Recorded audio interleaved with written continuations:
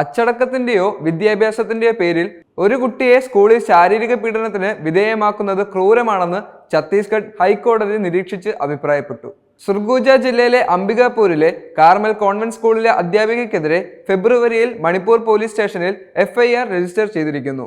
ആത്മഹത്യാ പ്രേരണ കേസിൽ FIRഉം കുറ്റപത്രവും റദ്ദാക്കണമെന്ന അധ്യാപികയുടെ ഹർജി തള്ളിക്കൊണ്ട് ചീഫ് ജസ്റ്റിസ് രമേഷ് സിൻഹയും ജസ്റ്റിസ് രവീന്ദ്രകുമാർ അഗർവാളും അടങ്ങുന്ന ഡിവിഷണൽ ബെഞ്ചാണ് ഈ നിരീക്ഷണം നടത്തിയത്. ജൂലൈ 29 ഉത്തരവിൽ കുട്ടിക്ക് ശാരീരിക ശിക്ഷ നൽകുന്നത് ഇന്ത്യൻ ഭരണഘടനയുടെ ആർട്ടിക്കിൾ 21 ഉറപ്പു നൽകുന്ന ജീവിക്കാനുള്ള അവകാശവുമായി പൊരുത്തപ്പെടുന്നതല്ല എന്ന് ഹൈക്കോടതി ബെഞ്ച് പറയുന്നു. ഒരു വലിയ ക്യാൻവാസിൽ ജീവിതത്തിനുള്ള അവകാശം ജീവിതത്തിന് അർത്ഥം നൽകുന്നതും അതിനെ ആരോഗ്യകരവും ജീവിക്കാൻ യോഗ്യവുമാക്കുന്നതും ഉൾക്കൊള്ളുന്നു.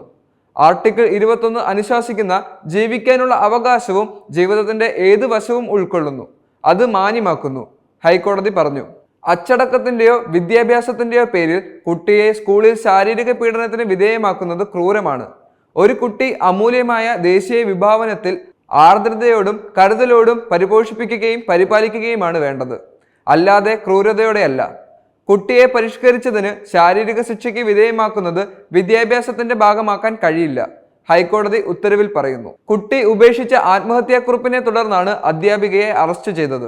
സംഭവ ദിവസം അധ്യാപിക സ്കൂളിൽ പിന്തുടരുന്ന പതിവ് അച്ചടക്ക നടപടി അനുസരിച്ച് വിദ്യാർത്ഥിയെ ഉപദേശിക്കുകയും ID കാർഡ് എടുക്കുകയും ചെയ്തതായി ഹർജിക്കാരന്റെ അഭിഭാഷകൻ പറഞ്ഞു.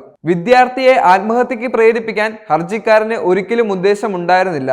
പ്രാഥമിക അന്വേഷണമെന്നോളം നടത്താത്ത ആത്മഹത്യാക്കുറിപ്പിന്റെ അടിസ്ഥാനത്തിൽ ഹർജിക്കാരനെതിരെ പോലീസ് FIR രജിസ്റ്റർ ചെയ്തു, അധ്യാപികയുടെ അഭിഭാഷകൻ വാദിച്ചു. എന്നാൽ ക്രിമിനൽ നടപടിച്ചട്ടം സെക്ഷൻ 161 പ്രകാരം രേഖപ്പെടുത്തിയ മരണപ്പെട്ടയാളുടെ സഹപാഠികളുടെ തെളിവുകൾ വാദിച്ചുകൊണ്ടുള്ള കുറ്റപത്രവും FIRഉം റദ്ദാക്കണമെന്ന ഹർജിയെ സർക്കാർ അഭിഭാഷകൻ എതിർത്തു. ഹർജി തള്ളിയ ഹൈക്കോടതി പ്രതികളുടെ പ്രതിരോധത്തിലേക്ക് കടക്കാൻ കഴിയില്ലെന്നും അങ്ങനെ ഹാജരാക്കിയ തെളിവുകൾ പരിശോധിച്ച് മെറിറ്റിന്റെ അടിസ്ഥാനത്തിൽ വിഷയം പരിശോധിക്കുമെന്നും പറഞ്ഞു. ഭാരതീയ നാഗരിക് സുരക്ഷാ സംഹിത സെക്ഷൻ 528 പ്രകാരമുള്ള അധികാരം വിനിയോഗിക്കുമ്പോൾ ഈ ഘട്ടത്തിൽ കേസിലെ വസ്തുതകളുടെയും തർക്ക വിഷയങ്ങൾ തീർപ്പ് കൽപ്പിക്കാനാവില്ല.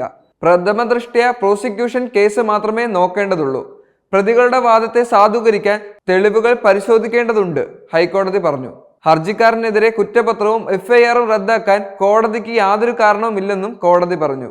ഇന്ത്യയിൽ ഉടനീളം കുട്ടികളെ ശാരീരികമായി ശിക്ഷിച്ചുകൊണ്ടുള്ള ശിക്ഷാ നടപടികൾ സ്വീകരിക്കുന്നുണ്ട്.